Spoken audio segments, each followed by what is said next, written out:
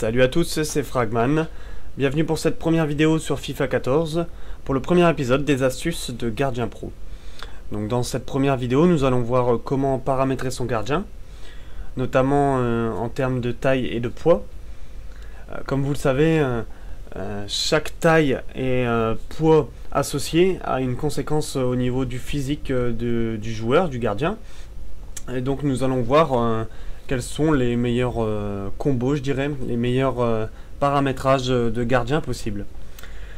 Donc comme vous pouvez le voir actuellement dans la vidéo, je vais modifier les tailles en fonction du poids et inversement, et on va observer ce que ça modifie au niveau du physique. Donc ce qu'il faut savoir, c'est que pour un gardien, ce qu'on a le plus besoin, c'est de détente, d'agilité et de réactivité. Je mettrai même un accent sur la réactivité, parce que c'est ce qui va faire que si vous avez eu un petit vous-même un temps de réactivité léger, ce temps de réactivité du joueur va rattraper le vôtre, si vous voyez ce que je veux dire. Donc plus vous aurez un meilleur temps de réactivité, mieux ce sera lorsque vous choisirez de plonger, votre gardien réagira plus vite. Donc il faut faire en sorte d'avoir le meilleur temps de réactivité tout en étant assez grand, parce qu'un gardien, évidemment, on se doute qu'il ne peut pas faire 1m50.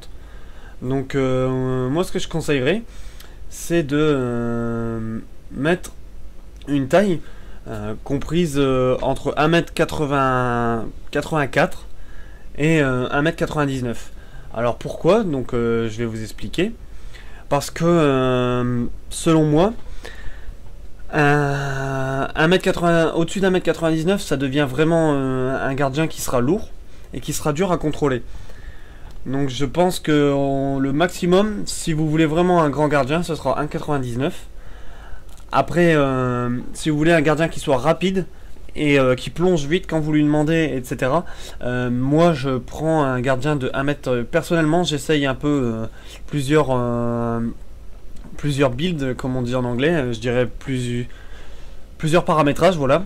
Donc, mais j'ai une petite préférence pour 1m86. Alors 1m86 et entre 71 et 81 kg, ça permet d'avoir une forte réactivité. Et ça permet également d'être assez rapide quand vous voulez sortir des buts. Donc après, un autre paramétrage, un autre physique que vous pouvez mettre, 1m94 pour pareil, 71 à 81 kg.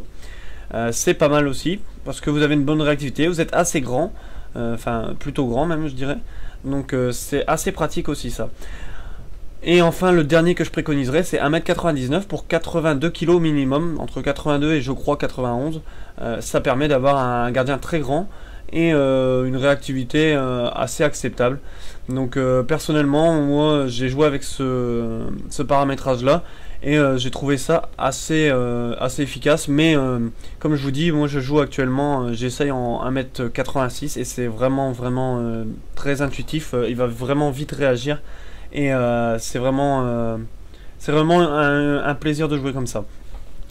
Ensuite, ce qui est important, après avoir paramétré votre taille et votre poids, c'est les touches que vous allez utiliser. Donc comme je l'affiche à l'écran, moi j'utilise tous ces systèmes de touches. Par contre, je vous montre le système des passes, assistées, etc. Ce ne sera pas forcément utile pour un gardien. Ce qui est surtout utile pour le gardien, c'est forcément l'indicateur de menace qui doit être activé.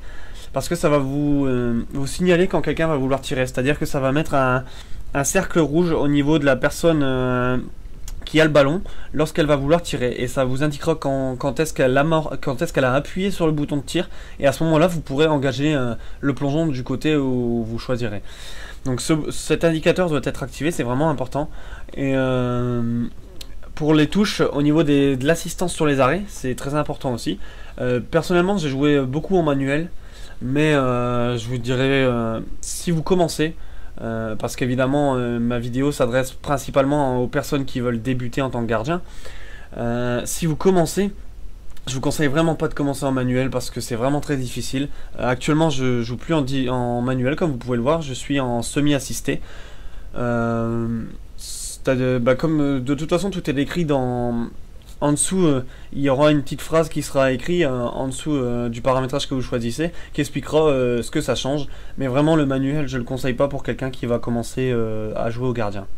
Donc faites attention au réglage de vos touches, parce que certes, le physique du gardien est important, mais le paramétrage de vos touches personnelles est vraiment important aussi.